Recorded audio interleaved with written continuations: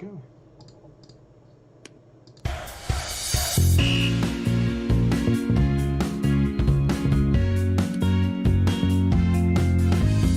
You're listening to the MLS Fantasy Insider, bringing you weekly tips, tricks, and advice for the official MLS fantasy game.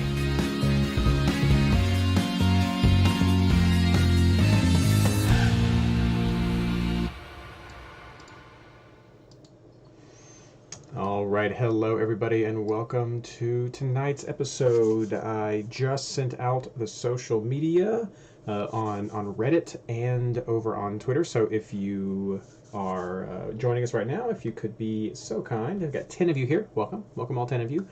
Please do like and reshare at least the Twitter information. Of course, as always, if you are not a YouTube follower, happy to have you follow and like us. It does help. Help spread the word. But yeah, welcome to tonight's episode. We had a little bit of pre-game talk, just three of us tonight, but thought that would be pretty good with what's going on. Some congested schedules right now, so I think, are you guys good with the rundown? You said you made some changes, Blayne. You got that all taken care of? Yeah, I'm just adding some different names, different talking points. Okay, are you, just let me know when you're good, or are you just going to keep going? Yeah, I'm just going to keep going. I'm just getting them in there for when we need them. Sure. Sounds good. All right, well then, let's get this started. Get my hat. Good, there we go.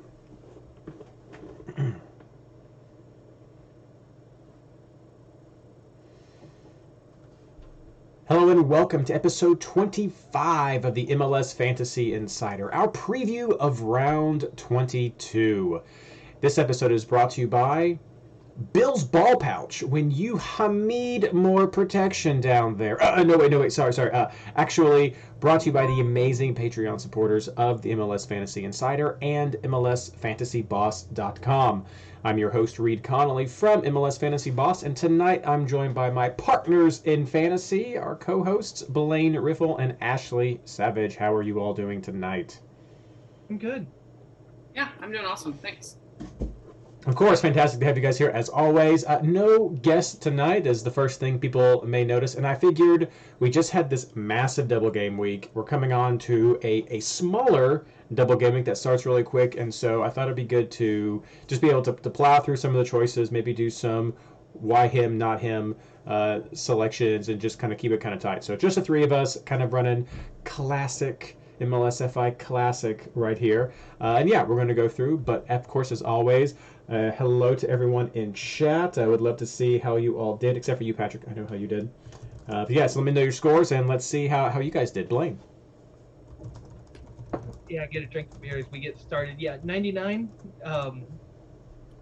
Not upset, but not really happy with that score. Made a few mistakes. Tinnerholm got a nice big 0 in there. Would not have expected that from him. Colorado couldn't keep a clean sheet in 2 games on both matchups I like. Rosenberry got me a 5, but not great. And then just New York didn't do anything for their defensive side for me. Johnson ended up with a 3 on the bench, so I went with Crepeau on the back end for a 4. Worked out well enough. I got an improvement, but could have done better there. And then probably my biggest mistake of the week was I was looking at my bench. I saw a 12, and an 8, and I was like, okay, this is great. Let's go dump my guy, one of my last guys to play of the week. And that was take Rusnak out and keep Maxi Morales as 8. And that one hurt a lot. Finished on a 99. I'm going to have to make some big moves to make Champions League at this point. And yeah, it was rough all the way around. Wish it would have been better. Captain Moreno, thinking that he was going to be the one, go with the midfielder. Should have picked anybody else. Tons of good scores, just not enough to really keep pace. Ashley, what about you? Yeah, I feel like I'm trash talking Blayne, and I'm not, but I had a good week, and I did unfortunately beat Blayne, and I'm not trying to kick him while he's down. I just made a couple different choices. I feel like when we all talked, we had some similar ideas. We had some similar players. I kept Barco. I talked about this a little bit last week. I like him better when Josef's playing, and I like him better with Pineda. So I went back and forth about it, but I had it on him from the beginning and just left it. I tend to tinker, so I just left it. That helped. I got 116 this week. Not enough to be older goaler, but I won the rest of my head-to-heads. I also had a Tanner Holmes 0 and got 116, which made me feel pretty decent. Brought Heelan, which a 10 was from him was great. Got a couple of goals. I had Ola. I got shutouts from my defenders except for Tanner Holm. And then I almost pulled him so many times, but I kept Rusnak, and I'm glad that I did because that paid out for sure. But it wasn't one that I was expecting. But I missed on a couple people that I'd had and gotten rid of, like Mihalovic, Josef. But overall, I was pretty happy with where I ended up this weekend. Yeah, as for me, I finished with 101. I went through a lot of different versions of this team. As some of you may have seen on Twitter, I was head-to-head with Patrick this week, and so I made a lot of changes as things were going. I was shooting stuff at Blayne and Ashley on Twitter. It's like, this, no this, no this, ha! So I might have had Rusnak at some point. I don't know. The biggest change that I did, it came all down to the captain for me this week. At the beginning of not even the beginning. At one point before kickoff, I had Barco and I had Martinez, and I had the captain's armband on Barco, and I ended up adding in Moreno as well, and I changed up my captain pick at that time too and gave it to him. So that didn't work out, but otherwise I had great scores on my defense. Rosenberry the lowest with a 5. I had 12, 12, and 15 on my midfield. I had Martinez, DeRussi, had Morales coming off the bench with 8. I had Pepe come off the bench with 6. My lowest score is 4 with Blake as my keeper. So if I had Barco as my captain, I would have had I don't know, 6 more points, something like that. So otherwise 101, not enough to beat Patrick, where after the price adjustments, the score adjustments today, I was no longer tied 102-102, but was down 101 to 102. So bested by 1 point. I was looking forward to our draw. I thought that was very fitting, but it did not turn out that way in the end. But let's talk about takeaways. As for me, I have to jump away just for a moment to help with Baby Roo. But as you guys, I'll just leave it in your very capable hands. And when I come back, we'll just keep going on to housekeeping. So you guys take it, and I'll be back shortly. Yeah, so we all overlapped a little bit in a couple of takeaways, so I'll try to not take from anything that you guys wrote as well. But this Atlanta click for me is official. We talked about it, I think, for the last 2 weeks. Pineda coming in, I think, has really helped them. Playing at home also has really helped them, but they seem to be really finding a good system. I like them a lot offensively. It'll be interesting to see how they are away from home a little more, but generally, their offense is just really in full force. Reynoso is back. That was a score I did not see coming, nor was it a performance that I saw coming. So I'm sure all of our friends of the pod and friends on Discord that are Minnesota fans, which there's several of them, so I won't name them individually, but I'm sure they're happy to see that form back. He looked great. And then I think this is the first time I've presented a formal apology, but I would like to apologize to Chicho of LAFC because I said I didn't think he could score on the road, and he scored in each game, both of which were penalty kicks. So I feel like maybe I wasn't super far off, but he did score in both road games this week when I said I wasn't confident that he could score away from the bank since his scoring form was new. And then the last thing I put on my list, I just wrote Rusnak. And I think anyone who even paid attention to him this weekend, even if you didn't have him, he's just back to producing this whole first half of the season, I would say, right, Blayne? He was not producing numbers. No. He was playing every game, but he wasn't producing the same way at all. Not really sure what's changed for him. This wasn't like when Freddie Yards left, everything just changed. He's been doing so well the last few weeks, month or two even, that he is my go-to RSL midi over Krylak now. And so, yeah, his point production this week was just insane. So those are my takeaways. What do you got, Blayne? Yeah, first one to jump out, Colorado picked up 2 more draws this week, no clean sheets. We've been high on this team for clean sheet potential. Mm. Jack Price is still a monster for regular scores. I mean, a 10 and an 11 this week, that's always good. But that's not a defense that we can count on right now. I don't know. They can turn it around, but it makes me nervous when I see a team like that get 3 straight draws, giving up goals each time. Yep. It's a team that prides himself on defense, and that's how they win games. And if the defense isn't there, what are you going to do? I do feel like, and maybe I'm wrong, I've seen some adjustments to their lineups in the last couple of games, right? Like, it doesn't, at least when you look at it through the app and stuff, it doesn't look like they're putting out the exact same formation and the exact same lineup every week, which maybe that's part of it. Yeah, I don't think so. That defense was kind of fluctuating to start the season, but the defense still looked good to start the season. Yeah, They've been interchanging the pieces up front a lot, and that doesn't bother me so much because it's the way this team's built. sure. It's my committee. It's just we haven't really picked up any other attacking players because we don't know who's going to be the guy that week. Yep. I mean, Reid's favorite Barrios is in there sometimes and has a great week, but then Galvin gets to play in front of him, or Estevez, or John Lewis. Yeah. Lewis. Yeah, like they've got about 6 guys that are playing for about 3 starting spots, and they're just rotating constantly. So it's really hard there. Yep.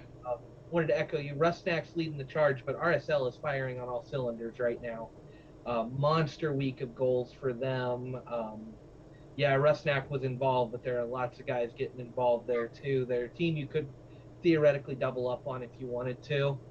And then the other one that is a little bit harder to pick is FC Dallas is still kicking like crazy. But one day it's Ferreira, another day it's Pepe, then it's O'Brien. It's basically what Houston did to us a couple of years ago. They've got a 2-goal player every game, but who is it? And having to pick that guy has been tough. Yeah. But when we Agree. Texas, I don't think we can get a bigger surprise than the way Houston played this week. Yeah. Coach showed up out of nowhere, got 2 goals. Just Houston getting wins. They've been kind of our pushover team this year, a team that we've bet against a lot, and they just showed up out of nowhere and played like crazy. Shocked me. I bet against them a little bit, and it didn't work. Team that may be getting a little overlooked, and I don't think we should overlook them too much this week, is San Jose. 7 goals in a double game week is massive. Yeah, Lopez. I mean, I don't even know if I knew who he was before this weekend.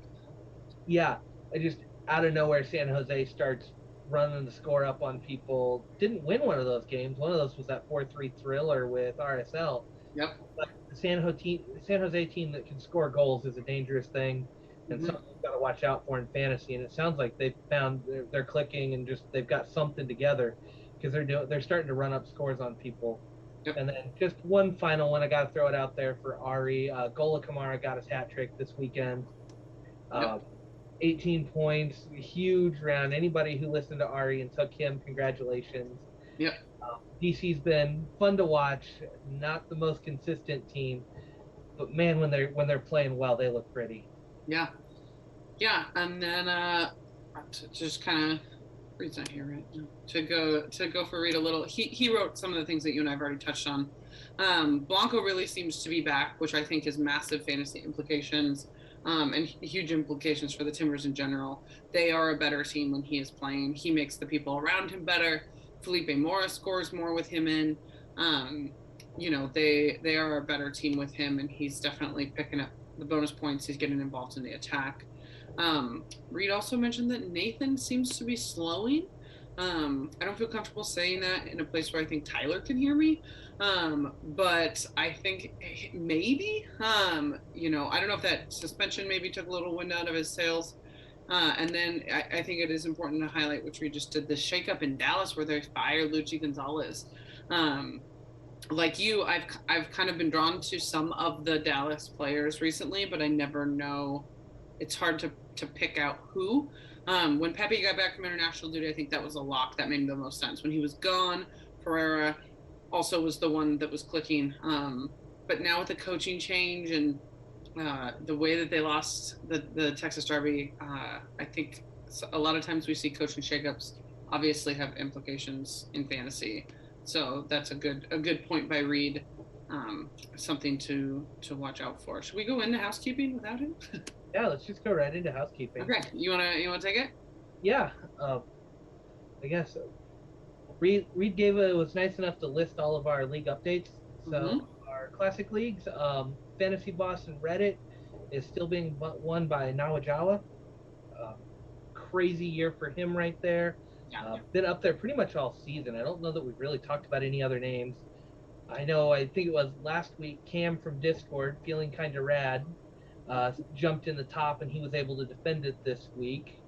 And then in our Patreon Open, Ryan, MLS Fantasy Stats, has jumped up to the top of that league for us, which is always exciting. Yeah, he is crushing this year. Yeah. Not just in that league, in general. Every time he posts his team the next week, I'm always like, oh. Well, I believe Cam and Ryan are both top 10 in the game. I think so too. Nawajawa's, I think, top 20 if he's not top 10. Yeah. These leagues are heated. Yeah. And then head-to-heads, Sombrero FC winning, or still at the top of both Discord and Patreon. And then still, somehow, Schuler is leading the Invitational 16-0-5 on points. So the Invitational is closer this year than it has been in previous years. So I will say that. Normally at this point in the league, there's 2 or 3 players that are 4, 5, 6 games ahead. Right now, there's a handful of teams that are just 2 games back. This year has been crazy good. Competition way up there. Yeah, absolutely. So the round starts this Wednesday, September 22nd.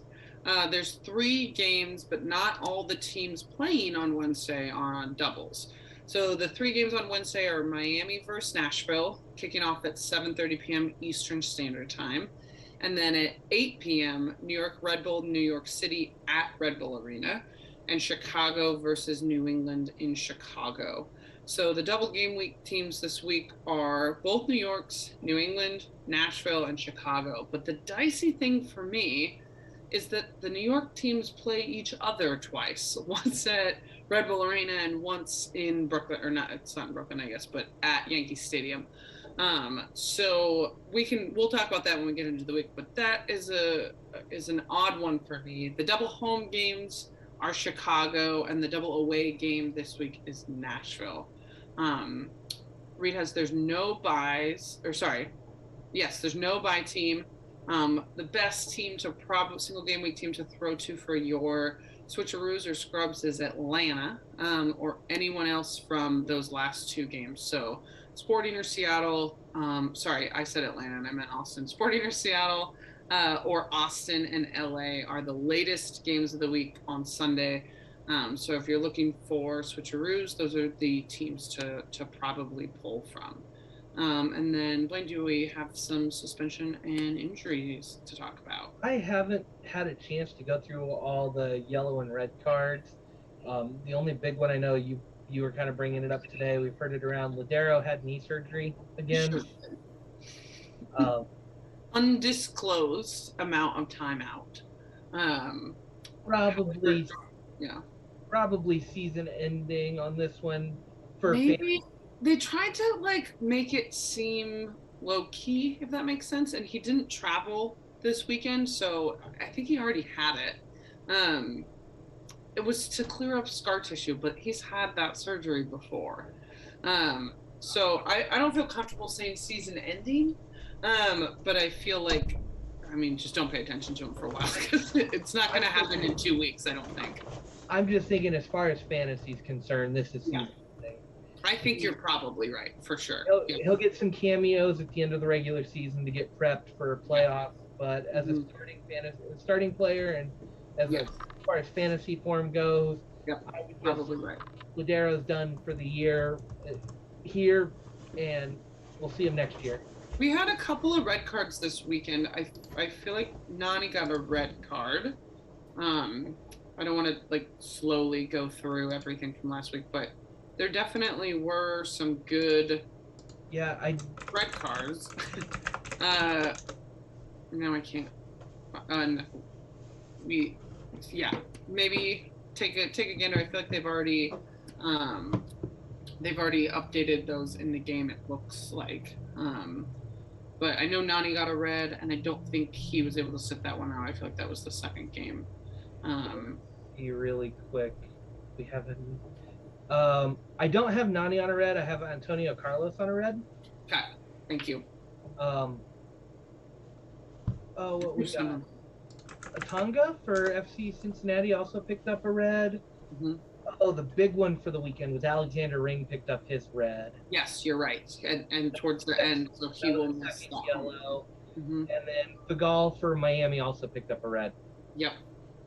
And I'm sure we might be missing some, and we're sorry. I don't have yellow cards at the moment. That's just what I could get on reds. Yep. I'm sure that the list will get updated if you go ahead and find that on Discord, though. Yeah. All right. Welcome back, Reid. Thank you guys for keeping on. Yeah, I am ready to talk promising games. We've covered everything from last week. Fantastic. Well, then let's move on to our picks for upcoming for round 22, and I'll pause real quick to take a drink and for the sound break.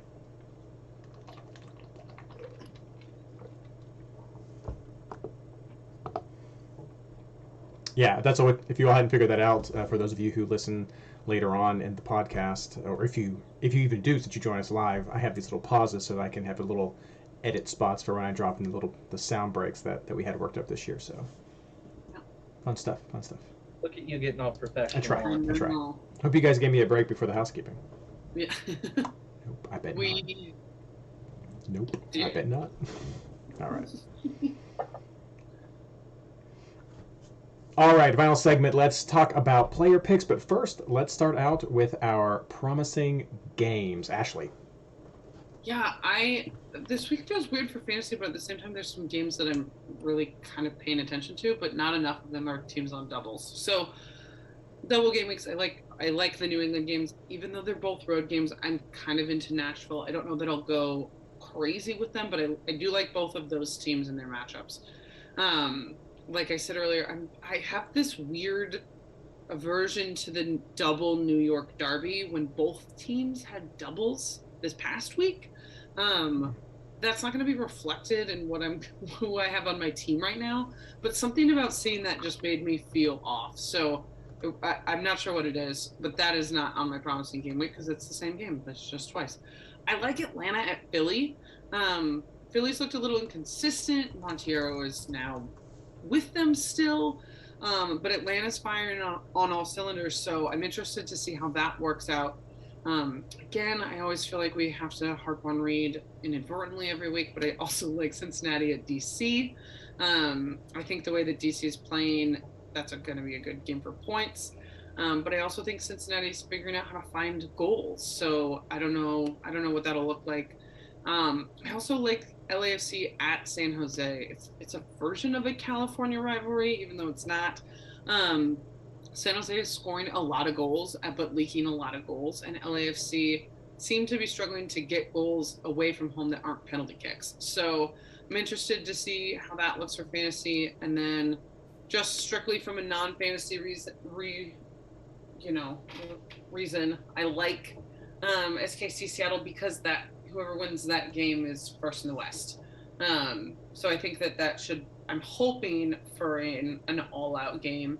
I don't know that I want to touch it from a fantasy perspective because I'm not sure where it's going to fall.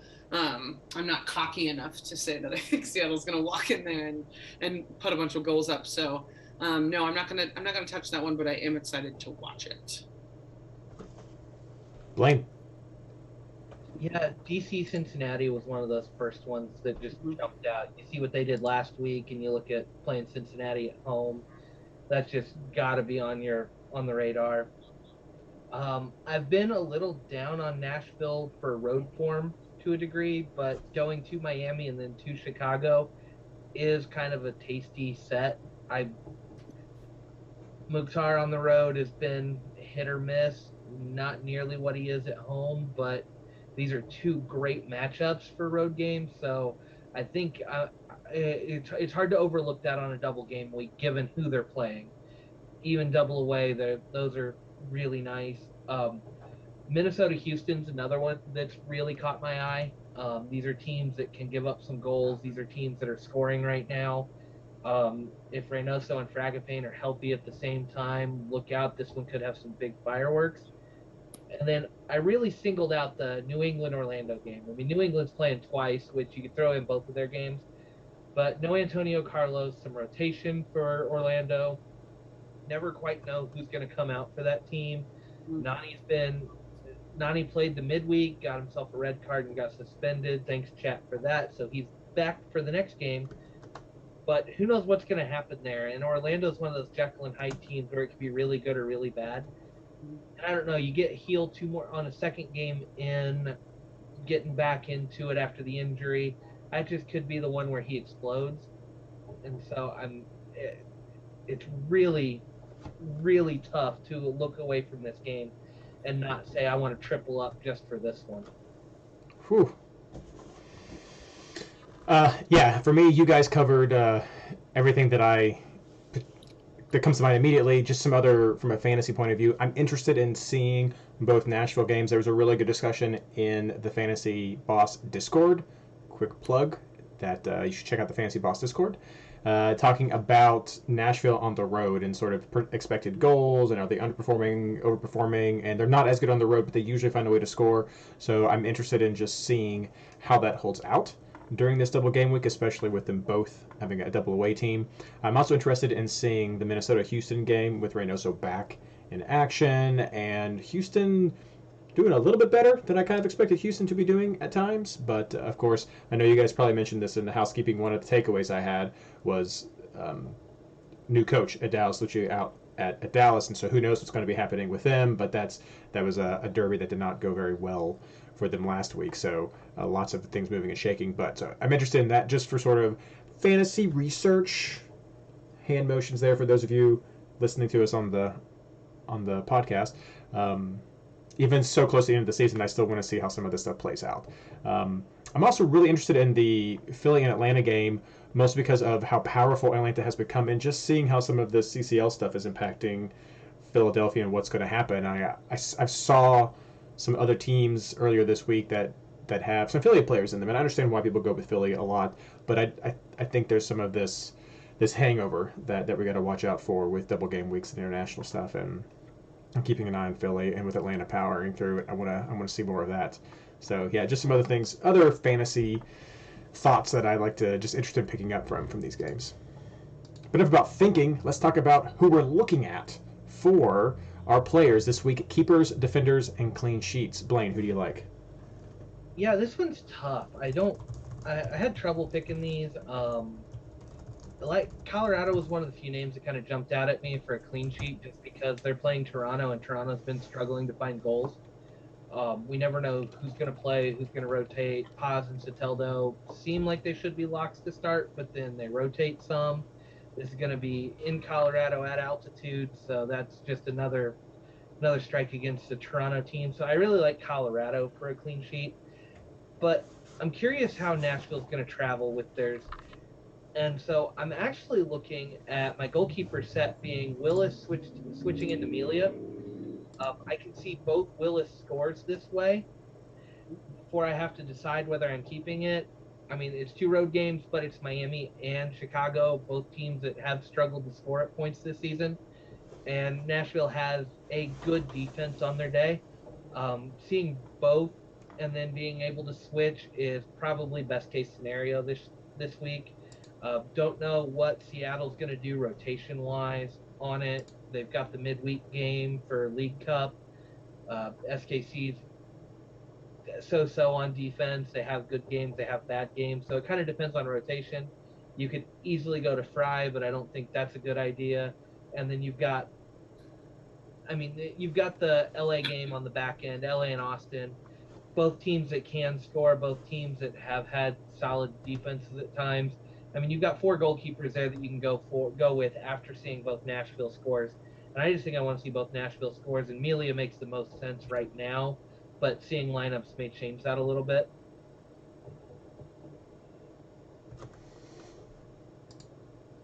Anything else with your defenders? Oh, defense. Sorry. I was giving you pause because I was waiting for you to say defender. Yeah. Definitely. It's been a long day. Yeah. Montas is my easy one. Bonus points are all over the place. I'm not so shy about the New York Derby. I'm going to go with Tolkien this week. I think he's playing well. This is going to be one of those. I could see a potential multi-goal win for one team on the midweek and then a multi-goal win for the other team on the weekend. I think you've got your chance to get your points either way. So I'm going with Tolkien. And then a name that we haven't thrown out this year at all, but he's just on form right now, and that's Franco for Atlanta. Been scoring. Yeah. Yeah. Scoring. His average over the last 3 is over 10. When they're tearing it up, he's been getting involved. Why not go with something a little different? Philly's in somewhat in flux. They're a good defensive team, but if Barco, Moreno, Martinez are all firing like they are, why not try to snag one of these defenders that's been getting points and see what can happen? I've got some ground to make up, so might as well throw it out. And then Patrick's telling me Franco's suspended. There you go. That's why Patrick's here, to beat me by 1 point and to keep you honest. Mm-hmm. Yeah, all of us, really. Yeah. So maybe it's Lennon in his place then. Sure. Yeah. I mean, Lennon is also a good bonus point producer. It is a road game at Philly, but he's still going to take some of those free kicks. He's still getting up the field. Yeah.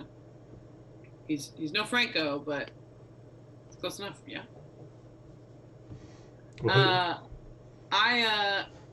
like Matt Turner this week. I always hesitate with a team that's not a double home, but I like who New England is playing. I don't want to say that they're slipping. I don't think that that's a fair statement to say, but I don't know that they are quite the clean sheet powerhouse that they were at a different part of the season. And then I'm thinking of going to Hamid or to Tyler Miller, which I know sound a little interesting. I won't be able to see, the end of either game if I do that. The end of the second New England game. I have to make my decision off the first one. But I'm kind of toying with who I want that backup keeper to be, and those are the 2 names that popped out to me based on the schedule. I like Andy Nahar this week. I thought he did really well on international duty, and it made me want to pick him up when he got back. I also like Tolkien. I've kind of talked before about how I like him in the system they're playing him in, more than I've liked some of the other Red Bull defenders. I'm also considering Brandon Bye this week, and or a Nashville defender. I just haven't really decided who to go with. I could be wrong and have my finger on the pulse incorrectly here, but I feel like Walker Zimmerman is someone people aren't picking up as much as the Romneys and the Lovitts, so I might try to go with. I mean, we should. He's the most expensive. He's just been hurt. I don't know if he'll go both. I tend to do a winger over a center back, but I'm looking at the Nashville defense. So depending on what that first lineup shows me at Miami, that might decide who I pull from their defense. As for shutouts, I skipped this inadvertently. I don't have like a clear clean sheet game that I'm super into. When I scrolled through the games, I could have seen a goal in any of them. I think that Colorado is a good shout, Blayne, for sure. I think that maybe even with the lack of goal scoring form LAFC is in, except for penalties, the San Jose maybe, Vancouver maybe, with Dallas in town, but nothing jumped out at me to a point where I was like, oh, I need to throw at least one of these guys on my team. So that might not be helpful, but I'm going to say go with your own gut this week when it comes to clean sheets. Or look at what Ryan puts out, because he's hardly ever off. Yeah, I'm going to default to Ryan as well for the clean sheet predictions and not even go with them. Most of the guys that I had that did well this week got bonus points or goals, so I'm going to go there. So, goalkeepers. So the first of these sort of head-to-head things for you, Blayne, I'd like what you're saying. I like being able to preview the games and then going with a solid keeper at the end. Hadn't been thinking about Malia a lot myself, but yeah, that makes a lot of sense, especially depending on what Seattle rolls out, and I'm sure you all mentioned the Nico news. earlier on. Yeah.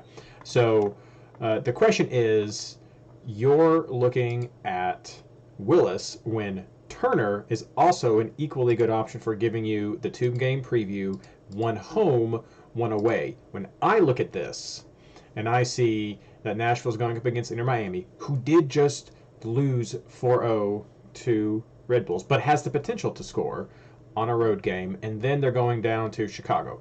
Definitely the better of the 2 games, but you have New England, who is going to be going against Orlando, and then away at Chicago. So they both go against that weaker Chicago team.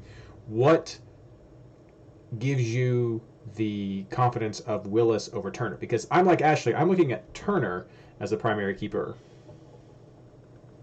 Yeah, gut feeling, a little bit. Okay, I mean, this is a fantasy podcast. We can go with that.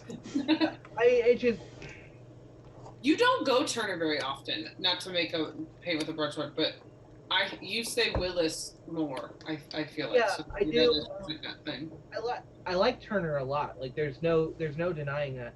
It's generally when I'm looking at New England, I'm looking at 3 players from other positions, and so the opportunities to take Turner haven't been there. I don't know. It's just Chicago at home is a team that makes me pause a little bit. They can score. They've got guys that have proven they can do it. I don't know. Maybe this is just one of those I'm feeling trap game for New England here, that they're going to give up a goal against Chicago, and then Orlando's one of those teams that they've got a little bit of everybody, and I don't know. These are just 2 teams that I see as scrappy and can find goals even when they're completely outclassed. Miami and Chicago. I mean, again, it's Chicago at home versus Nashville, but it's Miami. I don't know. I'd love to see Ryan's odds on this one and see where he thinks the clean sheet's going to come from, what the odds are of keeping a clean sheet over one of the 2 games, to see if where the math checks out. I don't know. I just got that feeling with Willis there. Kind of overlooked Turner a little bit. I was looking at the Orlando game, kind of missed that they were the Chicago game.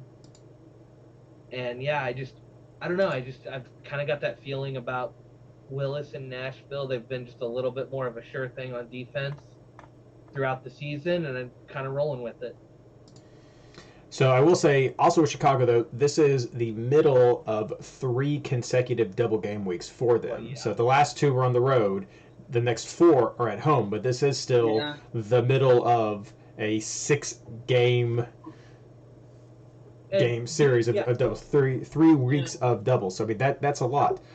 Go really deep dive on you here. Stojanovic played Wednesday, did not play on the weekend, so he is primed to play Wednesday against New England. And I think he's the guy that gives New England more fits. And if they keep with that rotation, he won't be playing against Nashville. And I think he's one of the more dangerous players they've got. I mean, it's all the way things shake out there. You're gonna actually be able to see both lineups on Wednesday night. You'll be able to see who's going against who, what Chicago's putting out there, if that helps make a decision. It's with the rotation. It's just kind of one of those gut feeling things. I think I can justify Willis, but I'm not going to sell anybody on moving away from Turner to Willis. I understand that. Yeah. Fair enough. No, that's fair. I mean, and Nashville has done better with limiting shots overall. New England's in the top third, Nashville's in the bottom third of teams that allow shots. That's total. That's not looking at home and away. Yeah, for me, ultimately, though, I worry about the road, and that's just been something that's ingrained in me as a fantasy player. I worry about the road, and so I'm primarily looking at Turner. Originally, I was looking at Hamid. I'm still considering Hamid. I like what you're saying, though, with that later game with Sporting Kansas City, but Hamid is 100% because it's Cincinnati. However, we have seen DC let the goals in, so they're not necessarily. I almost want to say I like offense against Cincinnati maybe more than I like defense against Cincinnati, because we always seem to, not always, but it is often enough that you can be like, Cincinnati gets a goal, and it just kind of comes in there. And so they're not necessarily that team where you're going to always bank on a clean sheet. So with that in mind, I do like that. And if we take off Hamid, I have no idea when the world's going to happen with that double New York derby. that's just something I don't even want to touch. I have no faith in the Columbus defense at this time, especially against Montreal. That's got some magic going to them. Well, Reid, let me jump in here. You're looking at all of those kickoff times that are within 30 minutes or an hour of England's kickoff. Like, you can't really run a safe new Turner to Hamid because you're going to miss that second game. No, this will be anything that, unless you're looking at a later game on Saturday or a Sunday game, it's going to be going off of that first game. That's for sure what it is, and that's what I do like about going with Sporting Kansas City. I mean, otherwise you're looking at Portland, RSL, Vancouver, Dallas, or San Jose, LAFC to really be safe for that. And I'm not sure about all those. All those are really shaky for me if I'm going to go with 2 single game week keepers. That being said, I think you absolutely could go with 2 single game week keepers. I don't think though that running by, I think you have plenty of defensive options this week that you don't have to feel pressure to get a New England defender that you could go with Turner if that's a quality that you feel, especially if it's against Chicago at the beginning of the week. But I just wanted to touch on that real quick as our first little player breakdown right there. Otherwise, for defenders, I'm also looking at Fontas, just raw bonus points. I'm looking at DC as well, like Ashley. I have Calvo in my team right now, and he is 100% there because I threw in players to talk about tonight, but that's definitely going to be a spot that I put in a scrub. I just don't trust Chicago for clean sheets, even as a double game week team, even as a double home double game week team. But if I was going to pick someone, it would probably be Calvo or Bornstein. Those would probably be the two who I would look at if I was going to stick with the Chicago player. I have Calvo right now on my team. I do have Tolkien right now as well. I like that he's been playing up. That's also why I like Rosenberry if you're looking at Columbus. If not that, I like Wilson. He got the goal this last week, but go back in the podcast. You'll hear I've been a big fan of Wilson for a long time, and of course Abubakar is good for bonus points usually. But so they have some good options there if you do want to go with a Colorado player. And then I do like New York City FC. I have I'm not going to be able to pronounce that guy. I'm not. Thor Robinson. I think that was pretty close. Thanks. We'll go with Thor. Okay. I've got him right now with some of some of those options, but again, he's another one that I'm not 100% sold on. I kind of like the New York options a bit better, or maybe with one of the New York guys who we know more consistently, but I like some of his recent point production right there is where I was looking at Thor. But let me check my notes real quick. Anybody else I wrote down? Other options, of course, Gutman, I think, is a player favorite of this podcast because of bonus points. If you are wanting to go with Miami, which I don't think that's a great idea, but if you wanted to roll the dice and see how that worked, if you don't think Nashville's going to be able to score, since they are not as good on the road, maybe before you get there, not unless you do it, because they're missing LGP. They're missing both of their center backs. Yes. Yeah, I can't even let you say it. I was just going to try to throw some things out there for the people. No, don't do it. But I won't do it. I will say I am also not looking at Nathan this week for San Jose. He's just been on a little bit of a slump, and LA things can happen. They've done things with their kids and with the LAB team. So I'm not as high as on something like Nathan, or even looking at some of the Vancouver options. New things are happening in Dallas. They have America Striker, so who knows what could happen down there as well with a goal coming in for, I guess, up there as well, going up there to Vancouver. But so some other options there. But I think we've covered a lot of them, and I like that little head-to-head there. I don't have any defenders to go head-to-head. You guys have one to go with? I mean, I guess you could do a Red Bull defender and NYCFC defender. But I think if you look at the names that we've put out there are Tolkien, and then Thor, and I don't even know that you could compare them necessarily. And I think those games are so crazy with what could happen to the scorelines that those are games that you just want to throw clean sheets out the window and you really want to look at bonus points. Or for people like Tolkien, the ceiling potential. When you play at Yankee Stadium, it seems like center backs get more bonus. I don't have a ton of data to back this up. It's more from watching because there's a lot of sending the ball in because that field is just so narrow. So I don't know. I mean, I think we talk about this a lot, the difference between picking up a center back who gets bonus points and a wing back who's playing offensively. And with those two games, I like someone who's getting offensive bonus points more. Yeah. So. Well, let's talk about midfielders. Ashley. Yeah, I mean, I just love a fantasy week where Carlos Gil is getting double digits. So I enjoyed that from him this past week. So I'm just going to slot him right back into my team. I don't know that I think he'll go both. I think comfortably we could see 120 out of him. You know, I haven't read a ton about, you know, how much he's participating in training. But Bruce Arena, we have talked about, drives guys into the ground. Like it's the best formation and the best lineup every week. So I don't know that he'll overplay him, but I don't feel incredibly confident he'll go both, but I'm still going to have him in my team because 3/4 of a game from Carlos Gil is better than a full game of a lot of people. I keep going back and forth about Mukhtar. A couple weeks ago, Blayne talked about how he doesn't have the best road form, and then Mukhtar scored a lot just to prove Blayne wrong. But generally, Blayne was right. He doesn't have the best road form. He just had a good game in Atlanta that week. But, you know, their matchups I do like from an offensive perspective, so I'm going to consider him. And then I'm going back and forth between Medina and Maxi. I feel like Medina just popped back in and went crazy. I don't know if I think that is super on form, if that makes sense. Like, I don't know if I think he'll play both because he just came back. I don't know if he'll produce the same way in both games. So I keep going back and forth between the two of them. And I said this last week, although I said it incorrectly because they weren't playing at that field. I like Maxi at Yankee Stadium. He picks up so many points in the middle of that tiny, tiny field. So I'm going back and forth between those two. I like Reynoso if he's going to play again. I mean, gosh, to go into LA and produce like that, you know, we've never disparaged his name on this podcast, and I never will. So he's hard not to look at with a home game back from injury. And then I have some maybes that I keep floating around, which is Mihalovic at Columbus, a team that I feel like is struggling defensively. Gald at home against a kind of wobbling FC Dallas team.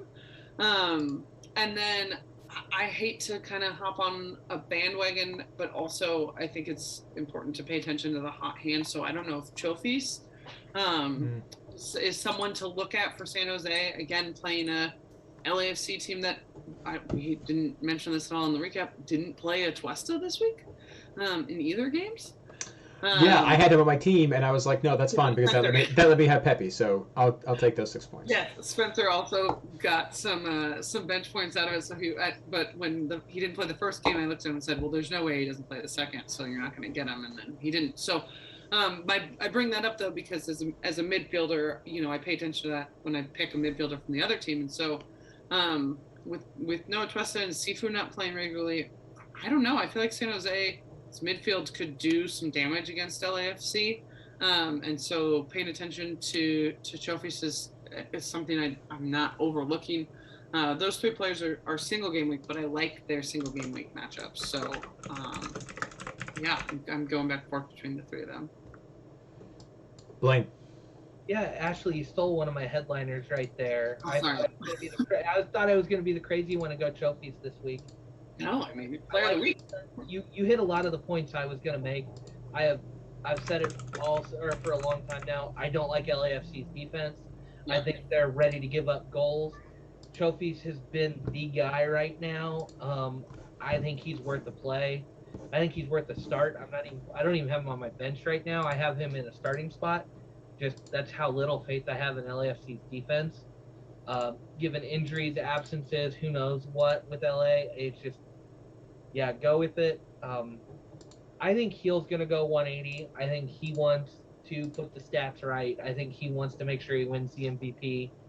I have that feeling he's going to play the full 180 to go get the record or go get the title. It's on him, and I think he wants it. I've got Medina in there as well, but I want to see the first lineup. He's one of those guys, the way he's been playing has been really well, but he also got that big score with Tati out. Mhm. And so that, I think he's played anywhere from center back to striker for this team. And so I kind of want to see where he lines up to really know what I'm going to do with him.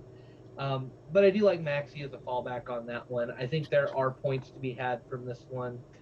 Reynoso is the other one that's easily in my lineup for this week. Houston's been doing better, but if Fragapane and Reynoso are both starting, no matter who's up top, whether it's Hunu or Adi or whatever, Lod up there, I think there's going to be points to be had, and I think Ray comes out ahead on this one just barely. My fifth spot's really weird. It's hard to shy away from Mukhtar on a double game week, given the two defenses he's going to play. But they are on the road. I don't know if I told you, I tripled down on my Mukhtar stance and I traded him away in draft because of the road games. Because of the road games, I know. Because of the road games. I traded him away in draft because of the road games. So I'm really thinking about it's a two-player conditional. I really like Edison Flores for DC if he starts.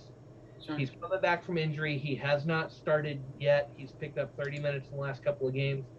If he starts, I'm almost 100% confident that I would run with him. He got a goal in his 30-minute appearance over the weekend. I like what I've seen from him all year. He's one of those guys that should have lit it up all season long, but he took that nasty injury and just took forever to come back. If he's healthy, I would take him on this one. If he's not, I like Gald as the backup for that spot. And that means sacrificing Mukhtar the way my lineup's set up right now. I think I would do it, and I need to make up some ground. And Reid, because you're asking about head-to-head, I've got the head-to-head.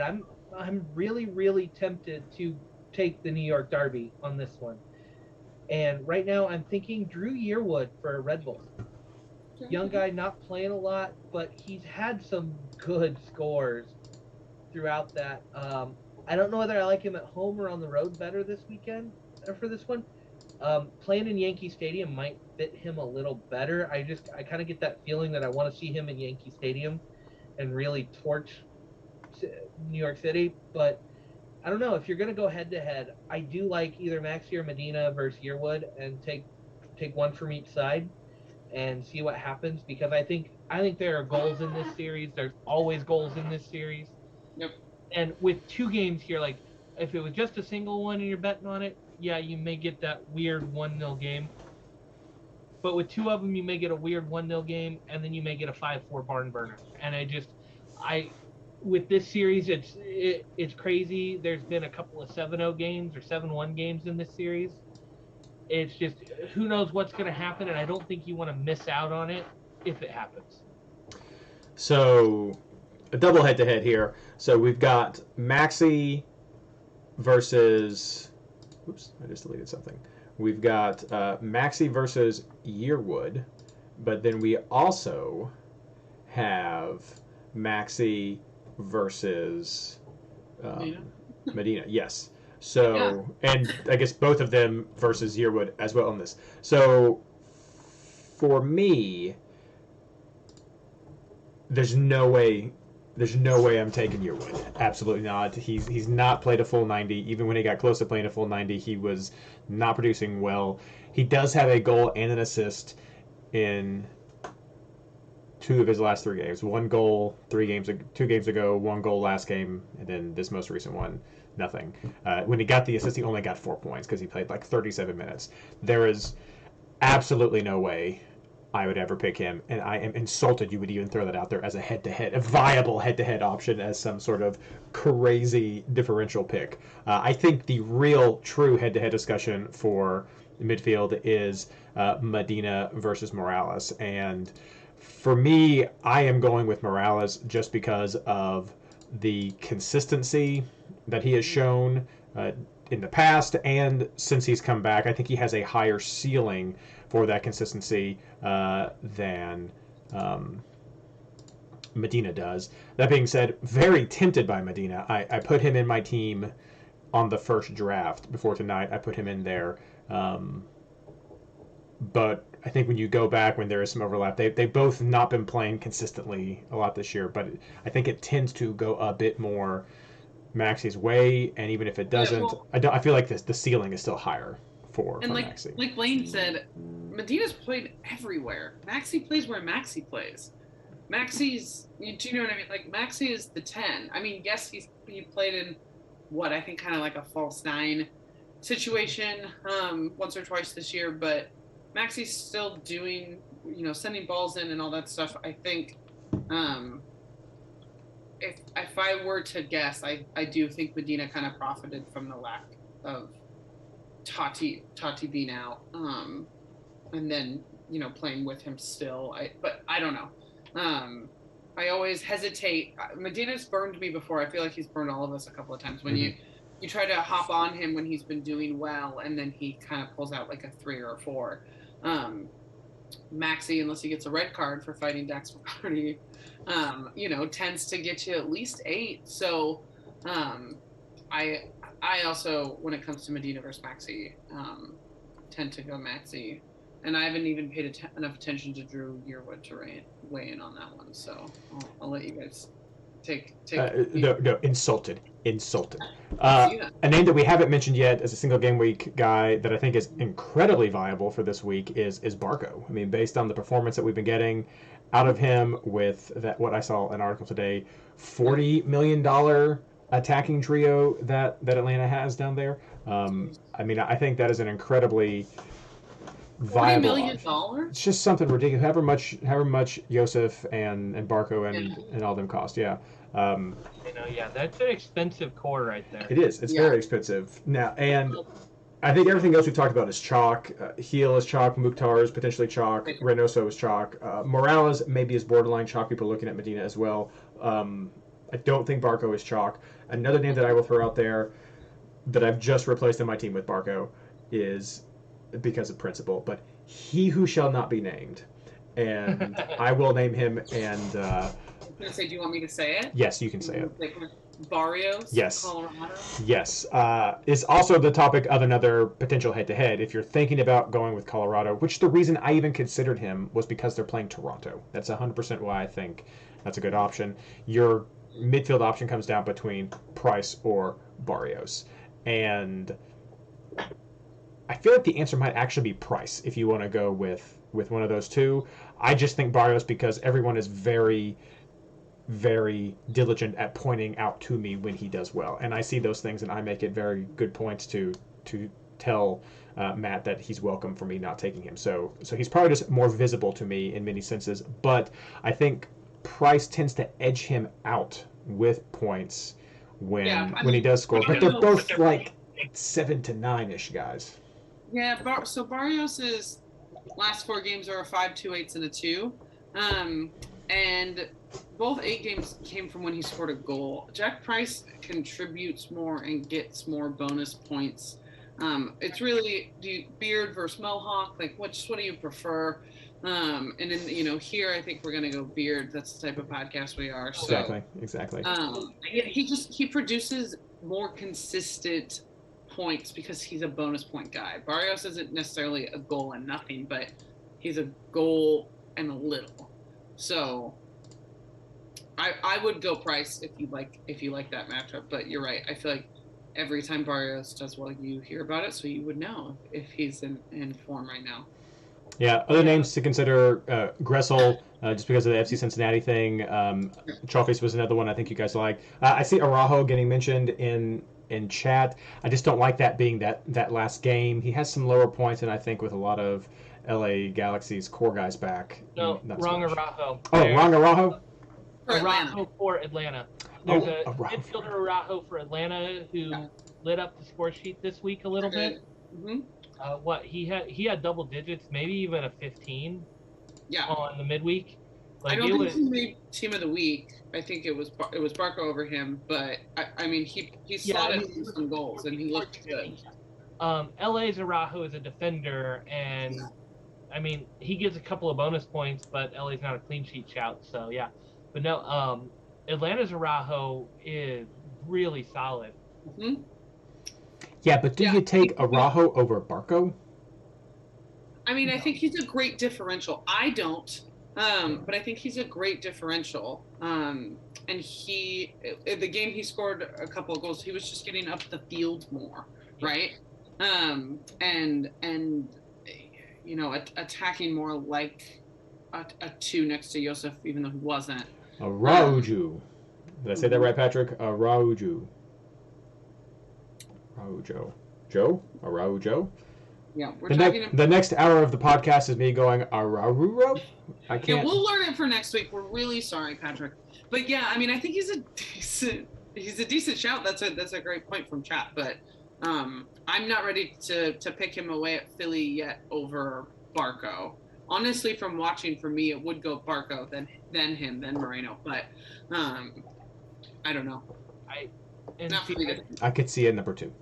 Reid, I'm gonna disagree with one thing. I think Barco is the chalk pick this week, given the way last week went. Moreno got a 3 and a 6. I think if people are gonna take an Atlanta mid, they're gonna look at Barco first right now, which makes me nervous. I didn't call out any of these guys, and I've been on the Atlanta train. Just I like Philly's defense enough to say look for points elsewhere. I'm not saying these guys aren't going to get their 7 or an 8, but I think this is the week where you're looking for double digits. And I'm looking for double digits, and I'm just maybe one of these guys gets it for Atlanta. I'm not sold. I think Philly's got that lockdown defense, and they've got most of their guys back now with Monteiro playing. But I think Barco is your chalk pick this week, given the recent form, and I think he's going to burn a lot of people. And maybe an 8, which isn't a bad burn, but I think he's not going to be that double-digit scorer that everybody's wondering. And I would say, since we're on this section, if you're looking at double Atlanta or something, I would say if there's a team I'm willing to double up on midfielders, it's Minnesota with Reynoso and Fragapane together. Like, if I was going to double up on a team, not saying I'm doubling up, but if I was going to double up on a team, that's my matchup to double up. Okay. No, I don't think there's any. I don't think you double up on any team that's not a double game week, especially this week. And if you double up on anybody, no, I don't think you double up on a position this week. I'm not saying I will, but I would say if like we're hearing a lot of Atlanta talk, like do I take Moreno and Barco? Like we're hearing a lot of that. Yeah. I think I saw it in our spreadsheet. There were a couple of times where we had double Atlanta, but the more we all doubled up last week, right? No, but last week was different. Last week was the double game week. You had the 2 shots. You had both solid players. It made a lot more sense with 2 good games. This week it does not make any sense, and I'm not talking about you, Blayne. I'm just saying, period. As the fantasy advice that I would say is, this is not a week where you double up on a team, and if it is, it's got to be a team that's double home. Like it would either be double a New York team probably, but don't double a New York team. So, I don't think it's a double. Maxi and Medina together maybe, but you could. I think you sacrifice too much else. I mean, maybe because you're probably going to be going with a couple of singles this week then, and so you're going to say if a double Medina is better than a single Barco or a single Chofis or a senior Reynoso, maybe, but I don't think. I think those guys I think there are single game week players that have a very good chance at doing well enough to challenge a score from one of the 2 double games that a New York player may have, that you don't need to double up on anybody this week. That being said, I look forward to seeing the entire dream team being New York players. So, there we go. Let's move on to our forward picks. Blayne. Yes, I think this might be the section I've redone the most. I've kind of narrowed it down to 3 guys. I've got 3 guys in my lineup with 1 guy that I should probably put in instead. But I'm going with Ari's pick and taking Gola Kamara this week. It makes too much sense. And then I'm going for your head-to-head, Reid. I think it's going to be nuts. I'm going with Tati, and then I'm going to go Klimala as well. I'm going to take Klimala over Fabio, which is your other head-to-head that you can have, because those 2 guys seem to go back and forth. But I like the way Klimala plays. I like what he's been doing. Maybe a little bit lower ceiling, but a little more consistent. And I just see this New York rivalry going nuts at some point. So I'm taking a striker either way. And it's hard to get me off of that, because I'm seeing goals here. I I don't know if I want to say double-digit goals for the series over the 2 games, but I think it could be close. I think your over/under is looking closer to 7. Okay. But it's just the way these 2 teams play. So I'm willing to take a flyer on it. Plus, I got to make some moves. I got to do something different, and so that's it. That means the one guy that's odd man out, which probably should be in my lineup over one of these guys, but I just don't think I'm going to do it, is CJ Sapong. He was the other one. 2 games, been playing well, road games, but weaker defenses. I think he's got some good scores in him, but he's also had quite a few duds in him as well. But I'm banking on the New York rivalry just going crazy and grabbing some points there, and trying to grab some differentials by doubling up on that, and just seeing everything explode, and just everybody in the fantasy community freak out over what we know is going to happen in New York this week. What we know is going to happen in New York this week. That's fair. Ashley. Yeah, I'll get into it with you, Blayne. I also like Ola Kamara. I like Tati. But then I do like Fabio over Kamala. And I think we've had this conversation a couple of times when New York was clicking a little, when Red Bull was clicking a little better than they have been recently. Kamala seems to take PKs, which is a big draw factor for sure. But when I've actually been able to watch Red Bull, I just like what Fabio brings. And I don't get to watch them a lot. But if you go back and look at some of the highlights that he had this past week, and when he is able to get on the field, he's a big guy. He made a lot of impact in the first stretch of the game. And then it seemed more like their midfield fell apart more than like he became inconsistent. I think either of them, if you want to take a Red Bull striker, I think either of them are a good shout. And like I said, I think the fact that Klimala takes the penalties might be something to kind of edge your decision out. But I go gut with strikers a lot. And my gut tends to go Fabio. And again, I know that's not incredibly helpful for reasoning, especially when you're doing, which one should you take?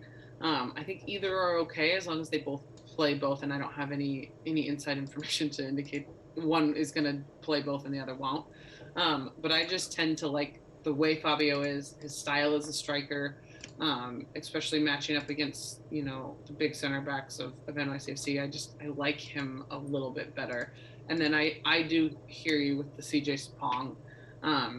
Depending on how I react to that Miami lineup, I might throw him in since he'll be on the double. But like we've said, the double road just makes me hesitant. He's been doing well, but he hasn't produced a ton. Mukhtar's produced away from home. CJ Sapong hasn't really produced away from home for Nashville. So I'm paying attention, but I also think there's some single game week strikers to just kind of keep an eye out for. I would say Druisi, but without Ring, I don't know if Austin will be the same, but Galaxy just leak goals. So he's definitely a striker. I don't even know if chat's saying it, but I'm not looking at any striker from Chicago. Baric is like, a man who is a myth. I don't think we've even said his name on this podcast this year. And he used to be someone we talked about a lot. I'm sure we butchered it at least once near the beginning. But yeah, I think looking at someone from Minnesota, Jousey was back, but I don't know if I can pull the trigger on some of these single game week players except for Ola Kamara. Ola Kamara was in my team right away. Yeah, I made the mistake last week of adding Ola Kamara as the very first player in my team and then deciding no, and then him going off last week. So I did add Kamara this week because he's playing against Cincinnati, and we have horrible goalkeepers. So I have him there as well. Plural. Yes, all of them. They're all horrible. Willing to buy anybody else's backup goalkeeper. Yours. I'll take either. I'll take yours, Ashley. Just send Cleveland our way. That'd be great. Yeah. Sorry, no forwards. I think those are good head-to-heads. Blayne, to talk about the New York Red Bulls one. I'll be honest, I think I like other players better than the Red Bulls options. Of those guys, Fabio produces more bonus points than Kamala does, so you have some more options there from him. But they kind of balance out with goals and assists. I mean, Fabio's got more assists than goals. Kamala's got one more goal than Fabio has. I don't know. I just don't like. I definitely want Totti because except against FC Cincinnati for some reason, he's just shooting like crazy, and I love that bonus point potential there, and I just can't not have Totti this week with the game that they have because I think his bonus point production makes too much sense. He's like Fontas for the forwards. Like his bonus point production is solid there, and I think that's just almost a no-brainer for this derby, this game that matters so much to them. And I just hate having so many eggs in one basket with two forwards from the double-double game, and I do like Kamara a lot. So that brings me to the third forward option and our other head-to-head option, and that is Buxa versus Bo. And at the very beginning of today, I had Buxa in my team. But when I sat down and started thinking about it more, I think everything points to Bo being a better fantasy pick. My reasons, not just a gut feeling, my reasons are that Bo has produced more goals and more assists in fewer appearances for New England compared to Buxa, and his bonus points double what the Red Bull guys are doing. I mean, double what Fabio is doing, more than both of them put together, and leaps and bounds more than what Buxa does. So he didn't play the full 90 last week. He missed a couple games before that. Coming into the double game, potentially we could see him twice. I don't know. It's Arena. I don't know. It's Bruce Arena. But I think, and that's what has me scared the most. Buxa probably has a better chance of going both games. I don't know if he would go the full 90. Maybe Bo gets rested for one. I kind of feel like he'll play both since he's kind of been working back in. And if Bo is playing both, I want Bo because of his production and his bonus points. So it looks like Bo only came back to training 6 days ago. And he had a calf strain, which, I mean, those tend to pop back up, right? It's hard to be fully rid of them. But I'm looking at this thing because I wanted to look up how long he was out for before. And the poll quote from Bruce Arena says, Gustavo Bo needs to get back out on the field and playing regular minutes. So if that's any indication, you never know what Bruce Arena wants to do with him, take it as you will. I mean, he had 45 against New York when he got the injury. He missed the Philly game. He missed the New York City game. And then he came back for 82 against Columbus. Didn't do well, but still got 6 shots and got a bonus point from there. So of his 3 points, one of them was from getting 6 shots, which is like Totti level shooting right there. And so going for Chicago with the weaker defense, going for Orlando, which definitely the better of the defenses between Chicago and Orlando, but has allowed. Definitely is a team that can be scored on, and that's the home game for New England. So you have that more in their advantage. So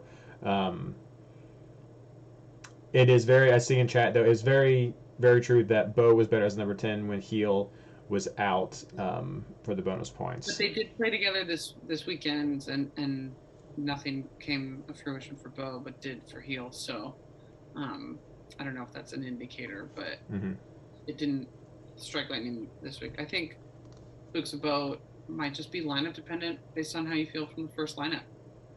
But there's also been plenty of games when Bo was getting goals and Heel is there as well. So, I mean, maybe this is going to be an 8 points for Bo or 7 points for Bo, which would still be definitely solid between that. I just think, I mean, you can look at those with who's going to take points away from whom when they're playing, get both of them, and then you're going to be getting points from all ends. Heel and Bo, not Bo and Buska.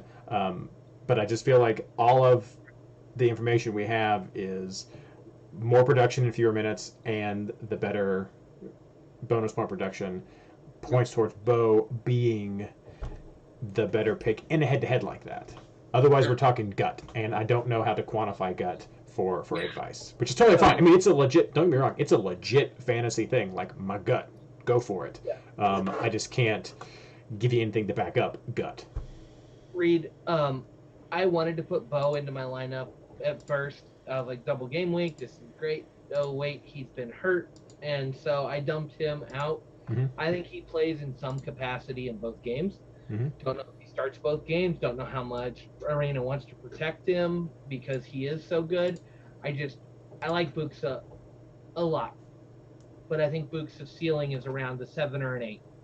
I don't see much more than that. I don't see a double goal game from Buxa here. I think there's better options this week in other games. Single game week players, whatever. I like CJ over both of them. If we're talking a healthy Bo, who I expect to start both games, 100% in my lineup. But I don't think we're dealing with a healthy Bo that's going to start both games. I think he's going to rotate. And I absolutely don't think that CJ is a better option than a Buxa. Then if you're looking at that, I think you'd be generous to say, I mean, CJ has some double-digit games for sure, but so does Bo and so does Buxa. I think you'd be generous to say that an average expectation for what you might get from CJ is higher than 7 or 8, maybe 8 or 9, if you're being generous. But I would say that's an apples-to-apples pick for a player on the road on a team that traditionally doesn't do as well on the road. Oh, yeah. And some of that's gut feeling. I think CJ's ceiling is much higher than Buxa's. Given the matchups, given that first game, as Chats told us, is no LGP, no Figal for Miami. Mm-hmm. I think the potential is there. I like the 2 chances for that. I can see Buxa rotating one of those games. Bunbury and Buxa started up top. Buxa and Bo have started up top. Bunbury and somebody else have started up top, and Buxa and Bo have both been out, I think, at one point. Arena has rotated these guys, protected these guys. I don't know 100% what's up with this team. It's hard for me to get behind a team like this with this type of rotation. I'm not the biggest Buxa fan. I think he is definitely a second player. And like I said, if it was a healthy Bo, I'm 100% behind him for both games. But it's not. And I could just see rotation. I expect Bunbury to start one of those. I could see Buxa on the bench for one of those to start. So it's really hard for me, and that's why I'm kind of shying away from it. Is I just don't know what's going to happen. Sure. Now, if I see Bo starting that first game and I like the matchup, then sure. But the matchup I really want is home to Orlando without Antonio Carlos, and we don't get to see that lineup, and that's my big problem. Sure. The road game, Chicago's defense isn't great, but they can be good when they get together. And you never know what Chicago's going to give you. And so it's really hard to hope that you get the second game right when you don't trust the first game very much. For sure. Well, I think we have given a lot of options for the head-to-heads with the forwards, so I hope that is helpful for anybody. Let's wrap this up with our captain picks. Is it just those 2 Blayne. I'm going all out. I'm going to really, really go in with the Derby. I've got to make up some ground. It's Tati this week. Ashley. Yeah, I want to do Tati. I really, really do, and not just to make up ground. There's been a couple times this year where I said, gosh, should I do Tati this week? And I didn't, and he would have been a much better choice than whoever I ended up with. But I think, depending on what that first lineup looks like, I think I might go back to heel. It's definitely not ACG, always captain heel yet. But I think I might give it back to him. He's looked so good since he's come back from injury, points production wise. And no one else really jumps out at me. I think Ola Kamara is a decent shout. Reid and I both feel the same way where we hesitate to put him on strikers, right? But after the week he just had, and again, no offense, the team that's coming in, I feel like that might be a decent shot. But for me right now, and this one, do not hold me to it, I think I'm going to have it on heel. For me, I think the same. I just have a very hard time captaining a forward because it's just so so many risks right there, and usually the risk of bonus point production. Tati is a strong option this week if you are looking at that. But for me right now, it's on heal, just because of consistency and a better bonus point production option right there. But yeah, ditto what Ashley said as far as heal. I see in chat Patrick is being tongue-in-cheek and saying Breck Shea. No. And then someone says Reynoso. Yeah, I think that's definitely a differential captain. Yeah, for sure. Yeah. We can see what happens right there. Definitely.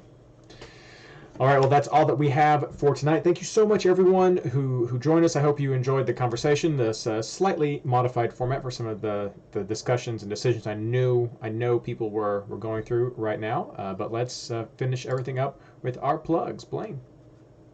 Yeah, I talk about draft a lot. I just got to give a huge shout out to my buddy Saul in draft. He's been a true warrior this year and just gotten bit by one bad trade and some rough injuries.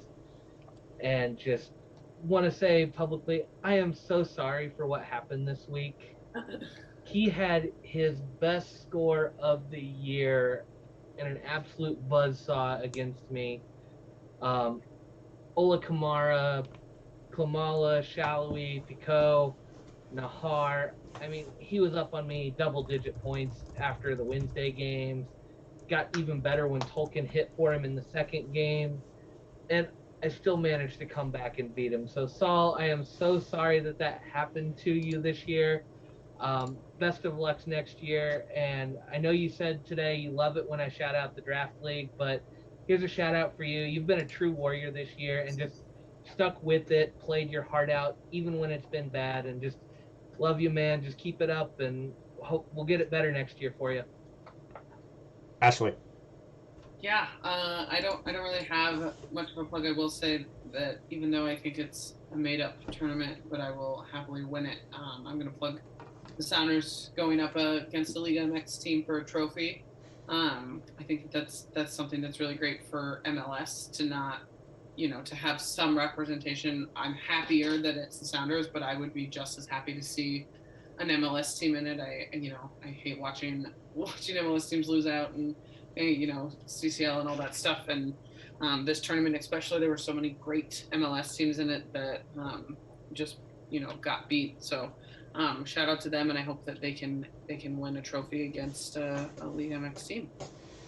As for me, I didn't make this announcement at the top, but Patreon swag has gone out. The first wave, the $1 and the $3 donors, their tier has gone out. The $3 did include the $3 and the $5. The $5 did include the mask, the MLS Fantasy Boss face mask right there, very stylish, as well as, of course, our Fantasy Boss sticker. It is smaller this year, and that is not a price thing, not a by design thing. That is, I just put in the wrong dimensions. So, slightly smaller sticker this year, but still a good sticker nonetheless. And of course, for the higher tiers, we do have the little net gator that you can be rocking right there, and some secret swag that's going out to the higher tiers as well. Like I said, I got most of the mailers for the stickers and stuff at the beginning, and I had to get some bigger packaging for some of the other stuff. My current packaging wasn't doing so well getting some masks in there, but that has gone out. Otherwise, keep on checking out MLSFantasyBoss.com for the articles that come out. Head over to r/fantasy. No, wait, we don't do that anymore. We don't do Reddit. We do Discord. Head over to Discord, MLSFantasyBoss.com/Discord as the easy way to find out how to join that community. It's an amazing community, and if you join, you can also participate in our weekly player rankings poll, which is very popular this year. Been very pleased on how that's going.